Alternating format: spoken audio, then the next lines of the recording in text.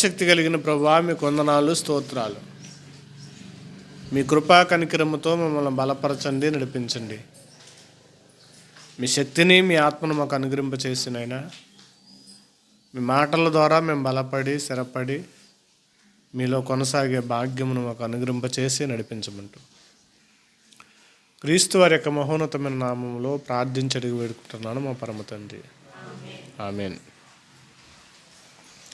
చేరువచ్చిన మీ అందరికీ కూడా మన ప్రభువును రక్షకుడైన యేసుక్రీస్తు వారి యొక్క పేరట నా శుభాలు వందనాలు తెలియజేస్తున్నాను. అందరికి వందనాలు. దేవుని యొక్క లేఖనాలను మనం ఆలోచిస్తే కనుక క్రిస్మస్లో దేవునికి వచ్చే బాధ, ఉత్సవం అనేది దేవుడికి హేయమైనది, బాధాకరమైనది. దానికోసం దేవుడు ఇసుకుపోయాడంట. పండగల పేరు చెప్తే దేవుడికి విసుకొచ్చేస్తుంది అన్నమాట. ఈరోజు క్రిస్మస్ అనేది యేసుక్రీస్తు వారు మనలో పుడితే చేయాలని చాలా సందర్భాల్లోనే మాట్లాడుతుంటారు.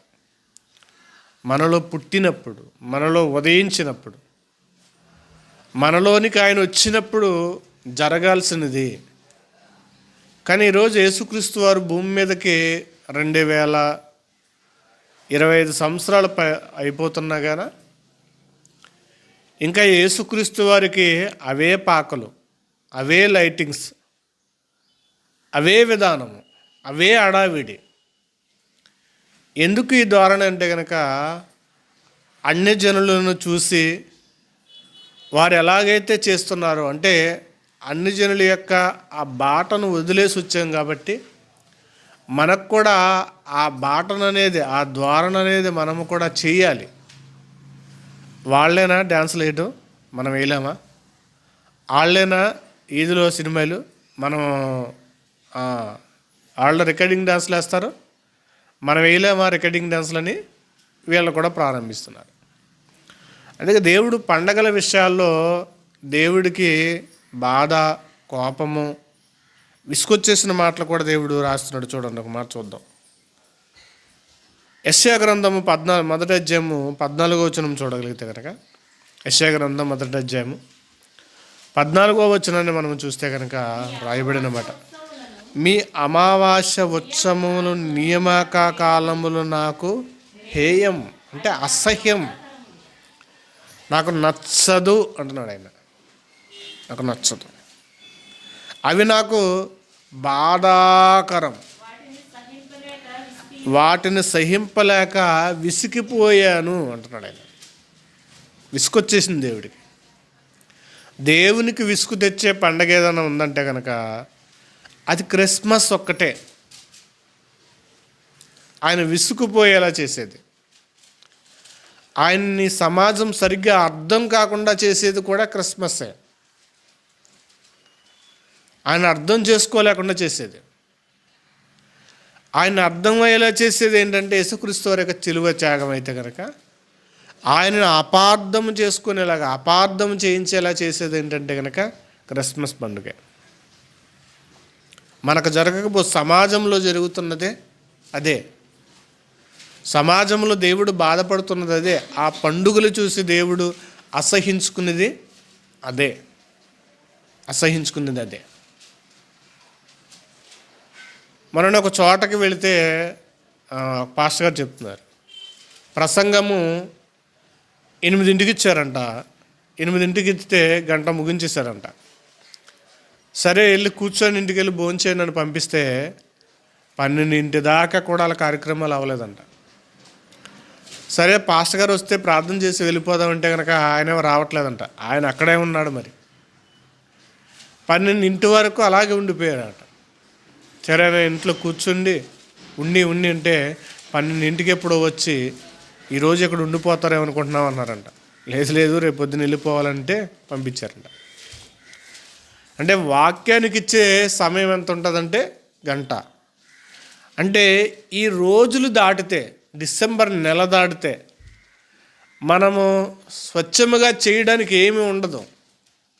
అల్లరి చేయడానికి, ఆటపాటలు చేయడానికి, విచ్చలవిడిగా చేయడానికి, త్రాగి ఆనందించడానికి ఇంకేమీ ఉండదు. ఏమీ ఉండదు. ఇంకా స్వార్థ సభలు జరిగితే కనుక యవనస్తులు వచ్చి పరిచయం చేస్తారంటే ఏదో కొద్దిమంది వచ్చి చేస్తారు. అదే క్రిస్మస్ అయితే కనుక తెల్లార్లు చేయమన్నా చేస్తారు. సెక్యూరిటీ చర్చి డెకరేషన్ చేయమన్నా చేస్తారు, లైటింగ్లు కట్టమన్నా చేస్తారు, తెల్లార్లు నిద్రపోకుండా చేస్తారు. అయితే సువార్త సభ విషయంలో ఇలా ఉండాలంటే కనుక సభల లేట్ అయిపోతుందండి. ఇంత టైం వరకు సభల, ఇంత టైం వరకు పెడతారా, ఇంత టైం వరకు వాక్యం చెప్తారా? ఆయనకి ఏమీ తెలట్లేదు, ఆయనకి మైకిస్తే వాగుతూ ఉంటాడు, ఈ మాటలు మాట్లాడతారు. అందుకు దేవుడు ఈ పండుగ విషయాలకి దేవుడికి ఏమొచ్చిందంటే కనుక విసుకొచ్చేసిందంట, బాధ వచ్చేసిందంట. ఆయన బాధ, నాకు బాధాకరము, నాకు విసుగొచ్చేసింది, సహించలేకగా ఆయనకి ఏమొచ్చిందంటే విసుగు పుట్టింది. ఇది మన వాళ్ళందరూ చేస్తున్న క్రిస్మస్. ఇంకా క్రిస్మస్లో చేయాల్సింది ఏంటంటే కనుక క్రీస్తు పుట్టడం కాదు, క్రీస్తు బలియాగం అనేది కనపడాలి. క్రీస్తు బలియాగం ఎందుకు బలియాగం అంటే కనుక, బలియాగం ఎందుకంటే కనుక ఈరోజు క్రైస్తవులు బలియాగం వైపుకు సిద్ధపడాలి. ఆనందపడటం వల్ల ఈ బలియాగం అనేది ఏమవుతున్నారంటే కనుక మర్చిపోతున్నారు. అంటే బలియాగానికి ఏం చేస్తారంటే కనుక ఒక పశువుని ఏం చేస్తారంటే సిద్ధపాటు చేస్తారు. బలివ్వడానికి సిద్ధపాటు చేస్తారు. అందుకే ఐదవ సోదరులు సంక్రాంతి రాకముందే ఏం చేస్తారంటే, సంక్రాంతికి ముందుగా కోళ్ళని ఏం చేస్తారంటే పెంచుతారు బాగా. ఎందుకని? బరిలోనికి దించాలి కదా. ఒక కోడిని ముందుగానే తీసుకుని దానికి తగిన ఆహార నియమాలు, ఆరోగ్య నియమాలు, దానికి మెడిసిన్, ఇవన్నీ కూడా దానికి ఏం చేస్తారంటే కనుక తినిపిస్తారు, దానికి పట్టిస్తారు. అది ఏమవ్వాలంటే కనుక బలంగా తయారవ్వాలి. బలంగా లేకపోయిందనుకోండి, ఆ ఎదుటొచ్చే ఆ పుంజుకి ఒక్క దెబ్బలోనే చచ్చిపోతుంది. బలంగా అవ్వాలి. బలంగా తయారవుతేనే కానీ పందెం రంగంలో వదిలినప్పుడు ఆ పుంజుతో పాటు సమఉద్యమిగా పోరాటం చేయలేదు. అందుకు ఏం చేస్తాడంటే కొన్ని నెలల పాటు దానికి బలానికి తెచ్చే కావలసిన ఫుడ్ అంతా పెడతాడు. దాని బలానికి సంబంధించిన ఫుడ్ అంతా తినిపిస్తాడు. బరిలోకి వెళ్ళాలి. మరి క్రైస్తవులు కూడా బరిలోకి వెళ్ళాలి.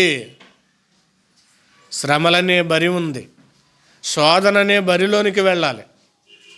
రాబోతున్న శ్రమలనే ఆ బరిలోనికి నిలబడాలి. రాబోతున్న ఆ శోధన, ఆ మన మీదకు వచ్చే ప్రతి నిందకు, ప్రతి బాధకు, క్రైస్తవు మీదకు వచ్చే ప్రతి బాధకు ఏం చేయాలంటే కనుక బలపడడానికి పందెపు పుంజును పెంచినట్టుగా సంఘంలో క్రైస్తవులను ఏం చేయాలంటే కనుక ప్రతి సేవకుడు పెంచాలి. బాయిలర్ కోడి పెరిగినట్టు పెరిగితే కనుక అది పరిగెత్తలేదు, దెబ్బలు తట్టుకోలేదు. పందెం పుంజు పెరిగినట్టుగా పెరగాలి. పందెం పుంజు పెరిగినట్టుగా పెరిగితేనే కానీ శత్రువుతో మనం ఏం చేయలేమంటే పోరాటం చేయలేం.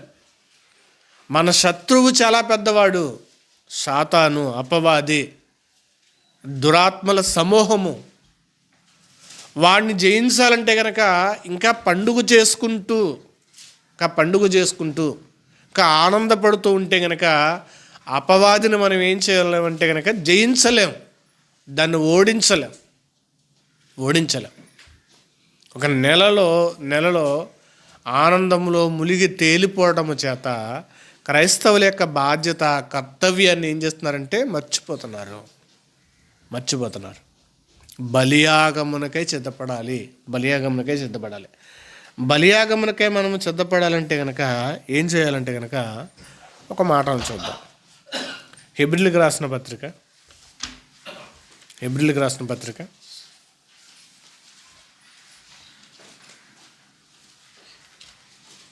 12వ అధ్యాయము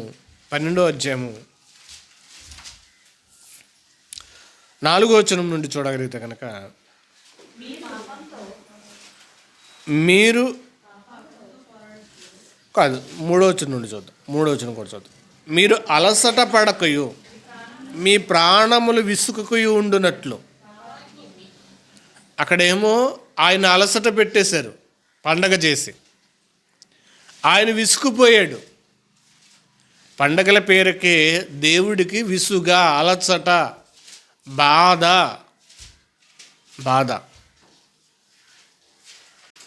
విచ్చలవిడి పాటలతో, సౌండ్తో చేయడం వల్ల మరి దేవునికి ఎంత ఇబ్బంది లేదు, ఎంత ఆయనకున్న విసుగుదల ఉంటుంది.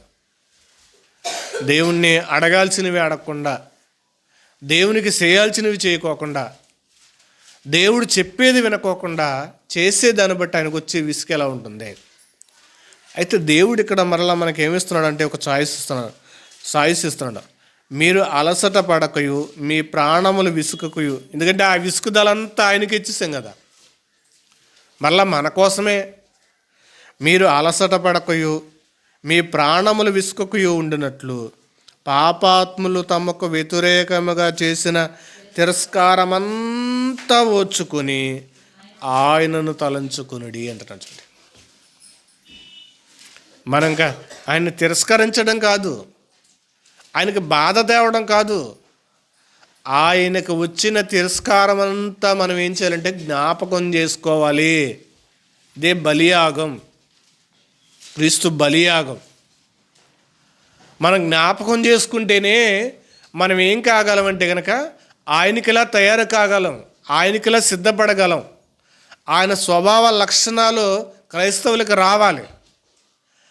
ఆయన లక్షణాలు రాకపోతే కనుక మనం శత్రువుని ఏం చేయలేమంటే గెలవలేం. శత్రువుని గెలవాలంటే కనుక ఆయన లక్షణాలు మనకు రావాలి, ఆయన భావజాలాలు మనకు పురుగొల్పుకోవాలి. ఆయన్ని జ్ఞాపకం చేసుకోండి అంటున్నాడు, జ్ఞాపకం చేసుకుంటున్నాడు. మీరు అలసట పడకయు మీ ప్రాణములు విసుకయు ఉండినట్లు పాపాత్ములు తమకు వ్యతిరేకముగా చేసిన తిరస్కారం అంతా ఓర్చుకుని ఆయనను తలంచుకునుడి. మొట్టమొదటిగా పాపం మనకి శత్రువు. కానీ ఈరోజు పాపంతో ఏం చేస్తున్నామంటే కనుక చెలిమి చేస్తున్నాం, స్నేహం చేస్తున్నాం. పాపంతోనే మనం సహవాసం చేస్తున్నాం. ఈరోజు ఆయనతో చెలిమి చేయట్లే, ఆయనతో సహవాసం చేయట్లే. ఆయన అసలు జ్ఞాపకమే ఉంచుకోరు. ప్రభువా మమ్మల్ని కాపాడు అని అంటమే కానీ తప్ప ఆయన్ని మనం జ్ఞాపకం చేసుకోం, ఆయనతో సెలుము చేయం. ఎందుకంటే ఆయన మన కోసం తిరస్కారము, అవమానాలు అనుభవించాడన్న దాన్ని మనం గుర్తుకు చేసుకుంటే కనుక మన శత్రువుతో మనం ఏం చేయమంటే స్నేహం చేయం. మనము శత్రువుతో స్నేహం చేస్తున్నామంటే ఆయన్ని మనం జ్ఞాపకం ఉంచుకోవట్లేదు, ఆయన బలియాగాన్ని మనం గుర్తుంచుకోవట్లేదు. అదే చెప్తున్నాడు అనమాట. ఓర్చుకుని ఆయనను తలంచుకునుడి. మీరు పాపముతో పోరాడటంలో రక్తము కారునంతగా ఇకను దానిని ఎదిరింపలేదు అన్నాడు. పాపముతో పోరాడటములో ఇంకా దాన్ని ఎదిరించలే. రక్తము కారునంతగా ఒక పందెములో ఆ వేస్తున్న పుంజులు రక్తము కారిపోయేంత వరకు కూడా ఏమవుతాయంటే పోరాడటమే కాదు, ఒక పుంజు చనిపోయేంత వరకు కూడా అది పోరాడుతూనే ఉంటుంది. ఆ పోరాట యొక్క పటిమ అనేది క్రైస్తవులకి అబ్బట్లేదు, ఆ భావజాలాలు అనేవి అబ్బట్లేదు. ఆ పోరాట పటిమ అనేది మన జీవితాలకు అబ్బినప్పుడు మనం ఏం చేయమంటే కనుక ఆనందపడడానికి ఇష్టపడం. లోకంలో ఉండే ఆనందాన్ని మనం అనుభవించాలనుకో. లోకంలో కనబడే ఆ సంతోషము, ఆ సంబరాలు అనేవి మనకి కనబడం. కనబడవు. ఈరోజంతా కూడా చూడండి, క్రిస్మస్ పాటలు అనేవి ఎలా ఉంటామంటే ఒక కొత్త తరహము అంటే హీరోలు వేసే డ్రెస్సులు, హీరోలు వేసే స్టెప్లు, హీరోలు వేసే మాదిరి అంతా వచ్చేసింది. ఒకప్పుడు క్రిస్మస్ అయితే చిన్నపిల్లలతో వేసేవారు, చిన్నపిల్లలే వేసేవారు, పెద్దవాళ్ళు వేసేవారు కదా. ఇప్పుడు చిన్నపిల్లలు, యవనస్తుల క్రిస్మస్, చిల్డ్రన్ క్రిస్మస్, నడిప్రాయం కలిగిన వారి క్రిస్మస్, ఆంటీల క్రిస్మస్, నర్సుల క్రిస్మస్, ముసలోళ్ళ క్రిస్మస్, వృద్ధుల క్రిస్మస్, ఇంకా వితంతువుల క్రిస్మస్, ఎన్ని వచ్చేసినాయి అంటే అన్ని వచ్చేసినవి. ప్రతి ఒక్కరికి, ఇంకా జాబ్ చేసే వాళ్ళకు క్రిస్మస్. మన ఎవరో చేసుకున్నారు నపుంసకుల క్రిస్మస్. ఇలా ప్రతి వర్గానికి ఒక క్రిస్మస్ అనేది పెట్టేసుకుంటున్నారు. అంటే ప్రతి ఒక్కరూ కూడా ఏం చేయాలంటే ఆనందపడాలి. దేవుడు చెప్పిన ఆ విషయాలను మన జీవితాల్లో ఆయన చేసిన ఆ త్యాగం అనేది గుర్తుకు రాకుండా చేసేది ఏదైనా ఉందంటే కనుక అది క్రిస్మస్సే. ఆయన త్యాగం ఏదైతే ఉందో అది గుర్తుకు రాకుండా మరిపి చేసేసి తుడిచిపెట్టేసేది ఏదైతే ఉందంటే అది ఈ డిసెంబర్ మాసం అంతా కూడా, డిసెంబర్ మాసమే. చూడండి, ఆయన మీరు పాపముతో పోరాడటంలో రక్తము కారునంతగా ఇకను దానిని ఎదిరింపలేదు అన్నట్టు. మీరు పాపముతో పోరాడటంలో రక్తము కారునంతగా దాన్ని మీరు ఎదిరించలే, పోరాటం చేయలే. ఈరోజు బరిలోనికి వెళ్ళినవి అవే పోరాటం చేస్తున్నాయి. నీ జీవితం కూడా అదే పోరాటం చేయాలి. చేయడానికి ఇదిగో నీ ప్రభుని జ్ఞాపకం చేసుకో. ఆయన విసిగిపోయి అలసిపోయి పాపాత్ములకు తమకు వ్యతిరేకముగా చేసిన తిరస్కారంతా ఓర్చుకున్నాడు. ఆయన్ని జ్ఞాపకం చేసుకోండి. ఆయన్ని జ్ఞాపకం చేసుకుంటే మీరు కూడా అలా అవ్వాలని సిద్ధపడతారు. ఆయన జ్ఞాపకం ఉంటే, ఆయన యొక్క చిలువ త్యాగం బలియాగం అని గుర్తుంటే మనము కూడా ఆయనకిలా సిద్ధపడతాం. ఆయన ఆలోచనలు మనకు వస్తాయి, ఆయన ఆలోచనలు మనకు ఉంటాయి. కానీ మనం ఏం చేస్తున్నామంటే కనుక ఈరోజు క్రైస్తవులు ఏం చేస్తున్నారంటే ఆయన బలియాగమంతా మర్చిపోయి బాయిలర్ కోడుల మాదిరిగా రెడీ అవుతున్నారు. బాయిలర్ కోడి ఎందుకు? పందెంలో వేయడానిక? పనిచేయదు. పందెంలో తీసుకువెళ్ళి అలా వదలగానే ఆ పందెం పుంజు చంపేసి తినేస్తుంది, అవసరం అయితే పొడుచుకుని. ఎగరలేదు, అక్కడే పడిపోద్ది. ఈరోజు బాయిలర్ కోడుల్లా రెడీ అవుతున్నారు. దేవుడు నాకు ఏదన్నా చేస్తే బాగుండు, దేవుడు మమ్మల్ని ఆశీర్వదిస్తే చాలు, దేవుడు మమ్మల్ని చల్లగా కాపాడితే చాలు, దేవుడికి మేము ఎంతో కొంత కానుకిస్తాం, దేవా మేము మీకు ఇది ఇస్తాం, మాకు దేవుడు ఏదన్నా చేస్తే చాలు, దేవుడు మాకు ఏదన్నా చెయ్యాలి. మనం మాదేపట్నం క్రిస్మస్కి వెళితే ఒక ఆవిడకి వచ్చి ప్రార్థన చేయమంది. అయ్యా, ఇంటి పక్కన మాకున్న ఆ గొడవలు ఎక్కువైపోతున్నాయి, మనశ్శాంతి ఉండట్లేదు, ప్రార్థన చేయండి. 10 సార్లు చెప్పింది ఆవిడ. ప్రార్థన చేశాను, తర్వాత 10 చెప్తుంది, అయ్యా ప్రార్థనలో జ్ఞాపకం పెట్టుకోండి. సమస్యలనేవి, ఇబ్బందులనేవి, చుట్టుపక్కల ఉన్న ఆ పరిస్థితులు అనేవి ప్రతి మనిషి జీవితంలోనూ ఉంటాయి. వాటి కోసం కూడా దేవుడే చేయాలి, వాటిని కూడా దేవుడే తీర్చాలి. అంటే బాయిలర్ కోళ్ళు మాత్రమే ఏం చేస్తున్నారంటే రెడీ చేస్తున్నారు. ఎందుకని? స్వస్థత ప్రార్థనలని, ఇంకా రండి మీ సమస్యలు పోతాయని ఇంకా ఇవే చూపిస్తున్నారు. కాబట్టి ఇగో దేవుడికి ఇస్తే మీకు దేవుడు ఏదైనా చేస్తాడు. ఒక ఆయన అంటున్నాడు మొన్న, మీరు దేవుని సన్నిధికి కానుకలు తేవాలంటే కనుక మీ ఇంట్లో కోడి పెరిగినా దాని కానుక తీయండి అన్నాడు. ఒక ఆయన కుక్క పెంచుకున్నాడంట, కుక్కకు 5,000 తీశాడంట. ఇదిగో ఆయన పెంచుకున్న పెట్స్ కూడా ఇదిగో కానుక 5,000 తీసుకుని వచ్చాడు. మీ ఇంట్లో ఏ జంతువు ఉన్నా కానీ జంతువు కూడా మీరు దశంభాగం తీయండి అన్నాడు. ఇంకా ఈ క్రిస్మస్ ఎందుకు వచ్చిందంటే కనుక పాస్టర్స్కి మంచి ఆదాయాన్ని తెచ్చే పండగ కూడా ఇది. మంచి ఆదాయం తెచ్చే పండుగ. ఎందుకంటే నెల రోజులు ఖాళీ ఉండవు, ఇంటికాడ బాగా భోంచేసే వండుకునే పరిస్థితి ఉండదు. ఇలాంటివి వస్తే కనుక జేబులు బాగా నిండుతాయి. కాబట్టి వాళ్ళు చేసే ఏ తప్పును కూడా ఖండించరు, ఏ తప్పును కూడా ఏం చేయరంటే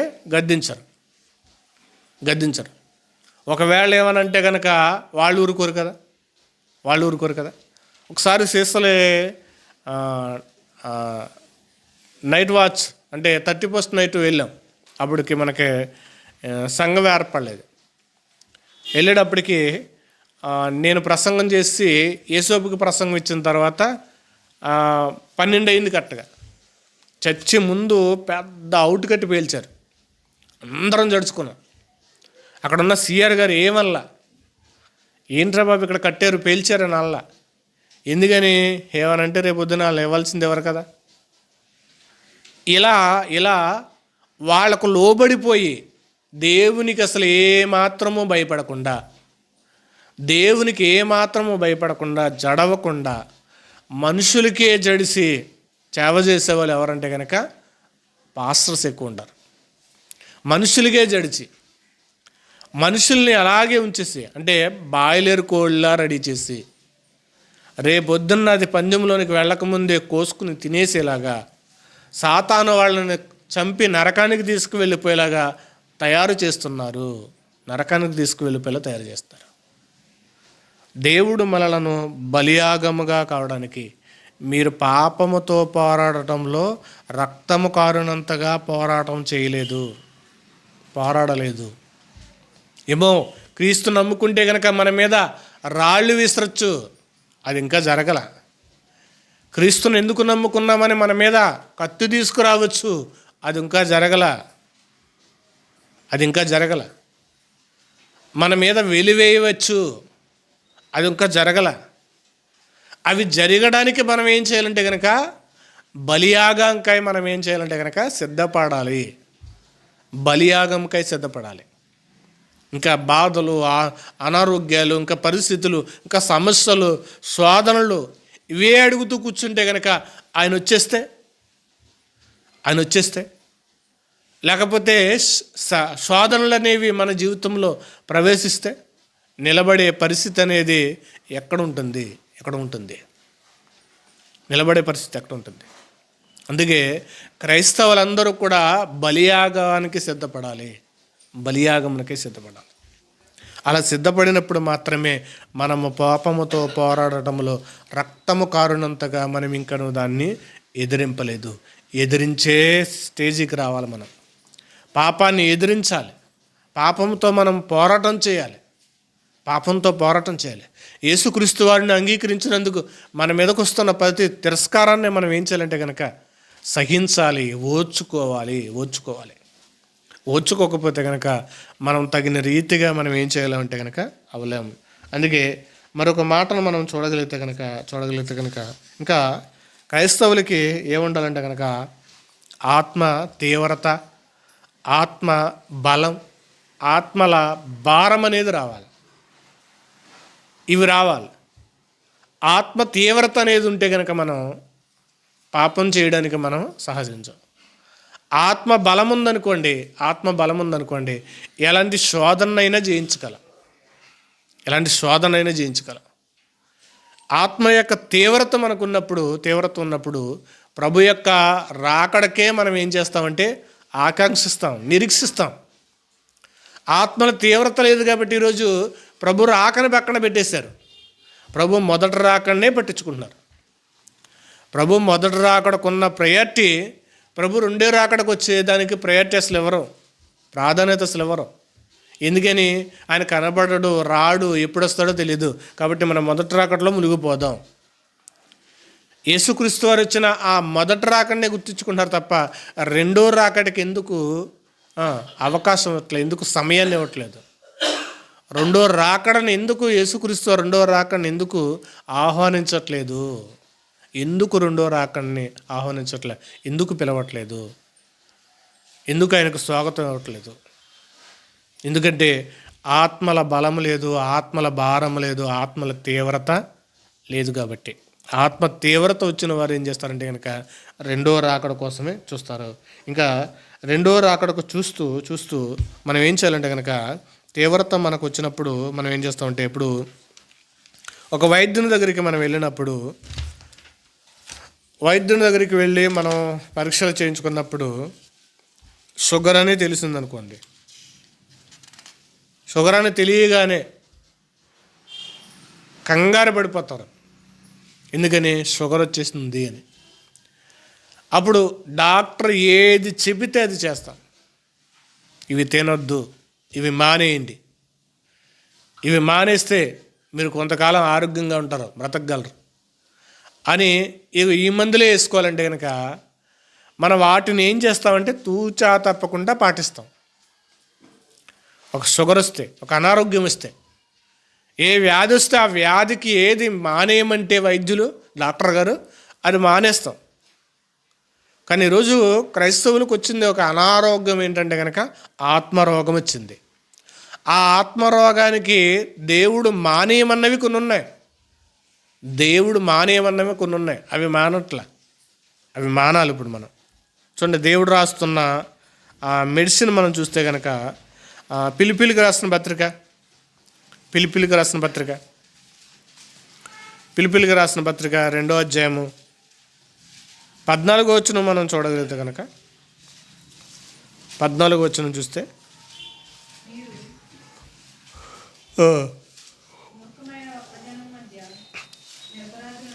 నిరపరాధులను నిష్కళంకులను అనిందులనైన దేవుని కుమారులగునట్లు సనుగులు సంశయాలు మాని అంటున్నాడు. చూడండి,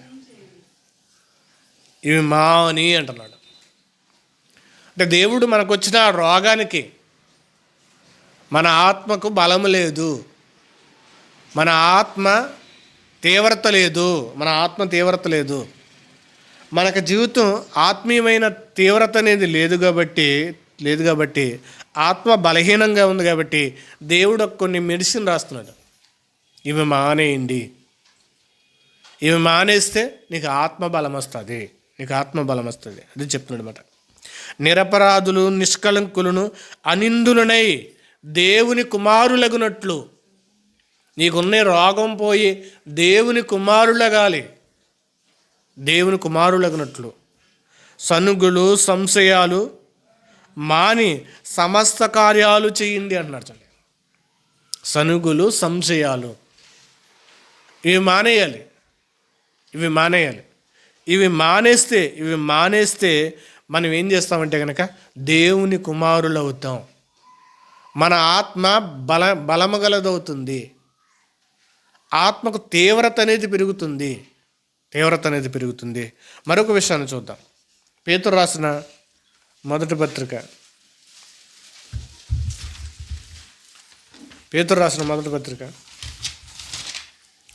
2వ అధ్యాయము 2వ వచనం. సమస్తమైన దుష్టత్వమును, సమస్తమైన కపటమును, వేషధారణయును, అసూయను, సమస్త దూషణ మాటలు మాని అన్నాడు. చూడండి, సమస్త అంటే అది చిన్నదైనా పెద్దదైనా, ఆ చిన్నదే కదా దూషణ అంటే, లేదు సమస్త అన్నాడు. అందుకే ఏ దూషణ అనేది కూడా చేయకూడదు. సమస్త దూషణ మాటలు మాని అసూయ వేషధారణ మానాలి. ఈరోజు సంఘాల్లో వేషధారణ అనేది ఎక్కువైపోయింది. నటించడం అనేది ఎక్కువైపోయింది. మనిషి తనకున్న దాన్ని కాకుండా లేని దాన్ని నటించేలాగా. ఎందుకంటే నటనా శైలి అనేది అలవాటు చేసుకున్నారు. ఎందుకంటే నటనా శైలిని అంతా కూడా చూడటము, ఆ చూసేదాన్ని బట్టి మనిషి ఏం చేస్తున్నాడంటే కనుక నటించడం ప్రారంభిస్తున్నాడు. ఈరోజు స్కిట్లు వేస్తున్నారు కదా చాలామంది, ఏడ్చేదిగా, నవ్వేదిగా, బాధపడిపోయేదిగా, ఒకే మనిషికి అన్ని వేరియేషన్లు ఎలా తీసుకొస్తున్నారు. దేవుడి దగ్గరికి వచ్చిన తర్వాత కూడా వేషధారణ అనేది కనబడుతుంది. ఆ వేషధారణ కనబడడాన్ని బట్టి అవి మానేయండి. అది మీ ఆత్మ బలహీనతను తీసుకెళ్ళిపోతుంది. ఇవి ఉంటే మీ ఆత్మ ఇంకా బలహీనమైపోతుంది.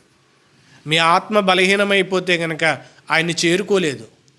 ఆయన చేరుకోకపోతే కనుక ఆయన రాజ్యంలో ఆయన రాజ్యంలో ప్రవేశించకపోతే కనుక మరో బలహీనమైన చోట్లోనికి వెళ్ళిపోతాం. అదే పాతాళం, అదే నరకం, అపవాది ఉండే చోటు. వేషధారులు, విగ్రహారాధకులు, నరహంతకులు వాళ్ళందరూ కూడా అగ్నిగుండకంలో పాలవుదురు అంటాడు. అంటే వేషధారులు ఉండేది దేవుని చోటు కాదు. అబద్ధకులు ఉండేది దేవుని చోటు కాదు. దూషణ చేసేది, దూషకుడు ఎవరంటే కనుక అపవాది. అంటే దూషణ దేవుని సన్నిధిలో ఉండకూడదు. అసూయ దేవుని సన్నిధిలో ఉండకూడదు. అంటే దేవుని సన్నిధిలో ఉండకూడనివి ఏంటంటే కనుక ఇవి ఒకవేళ ఉంటే కనుక వీటిని మానేయండి. ఇవి మన సంబంధులు కాదు. ఇవి మానేయండి అంటున్నాడు. సమస్తమైన దుష్టత్వము, సమస్తమైన కపటమును, వేషధారణ, అసూయ, సమస్త దూషణ మాటలు మానండి.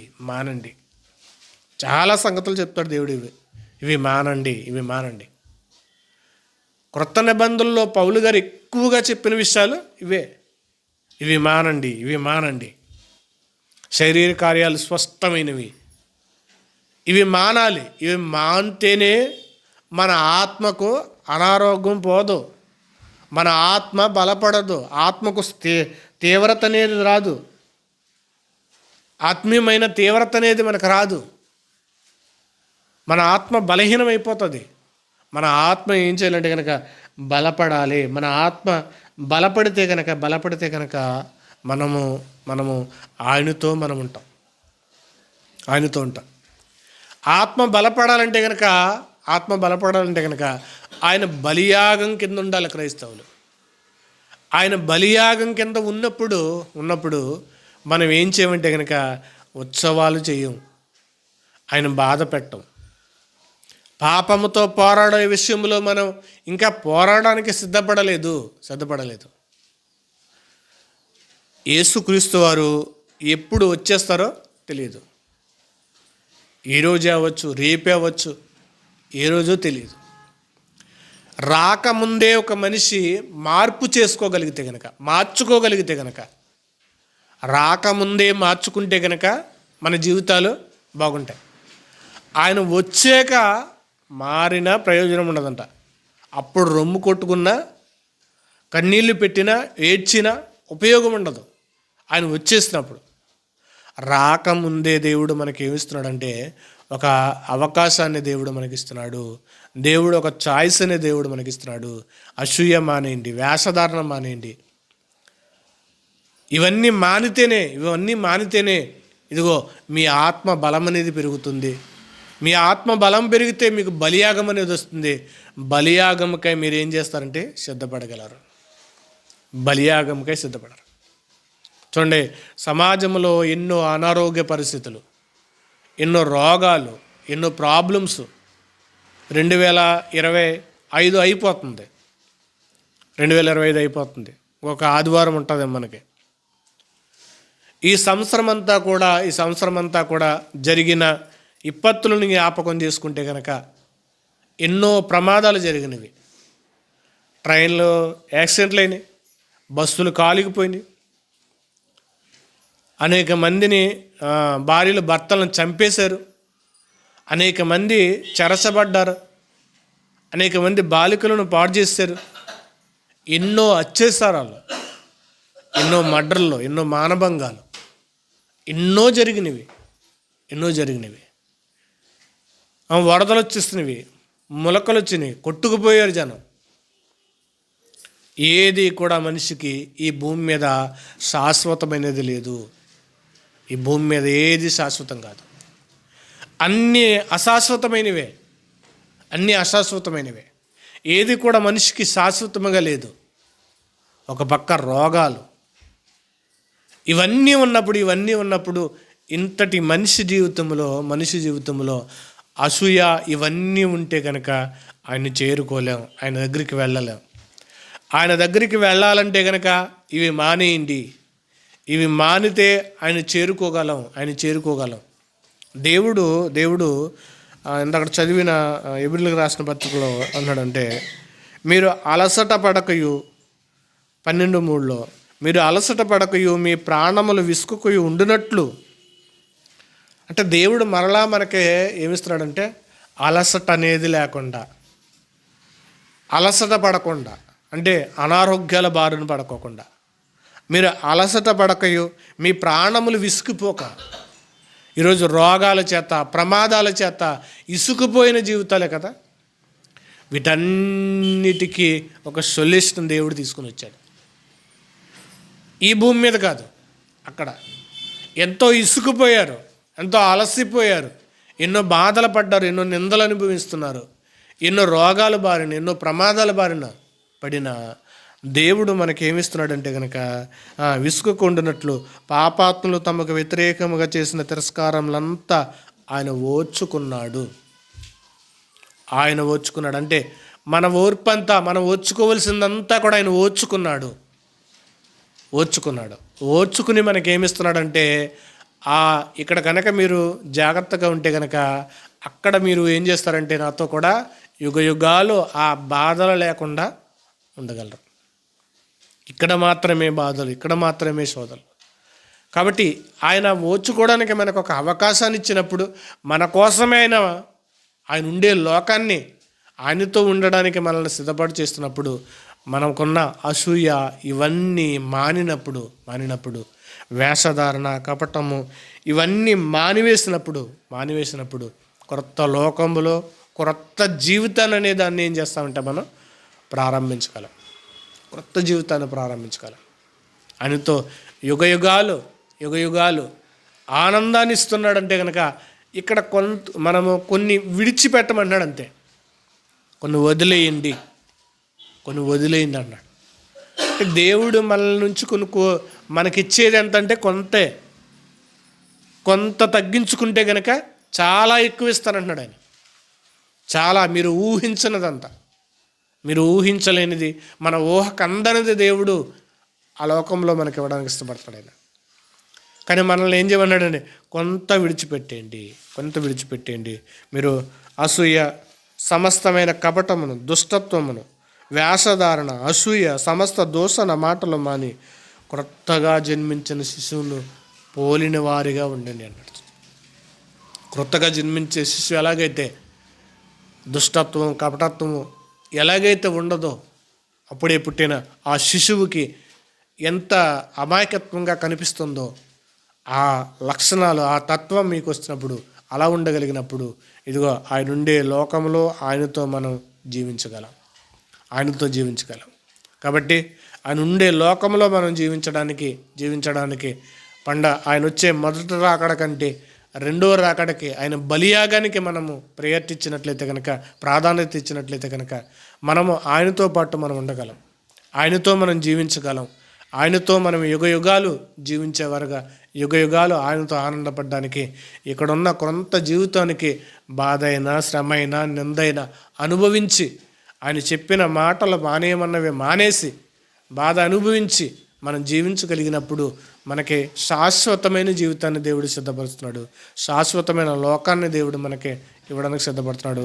ఆ శాశ్వతమైన లోకం కొరకు సిద్ధపడాలని కోరుకుంటూ నేను మాటలు ముగిస్తున్నాను. ప్రార్థన చేసుకుందాం. పరిశుద్ధుడా, మహోన్నతుడా, మీకు వందనాలు, స్తోత్రాలు తండ్రి. ఆ శాశ్వతమైన రాజ్యంలోనికి మేము వెళ్ళడానికి నైనా మాలో ఉన్న అసూయ, మాలో ఉన్న వేషధారణ, మాలో ఉన్న కలహము, మాలో ఉన్న మచ్చరములనైనా విడిచిపెట్టి మేము జీవించడానికి సహాయం ఇవ్వండి ప్రభా. మీ కృపతో మమ్మల్ని క్షమించి, మన్నించి, మీ ఆత్మతో మమ్మల్ని బలపరిచి నడిపించమంటూ ఈ బిడ్డలందరినీ సిద్ధపరచమని క్రీస్తు వారి ఉన్నతమైన నామంలో ప్రార్థించి అడిగి వేడుకుంటున్నాను మా పరమ తండ్రి. ఆమేన్.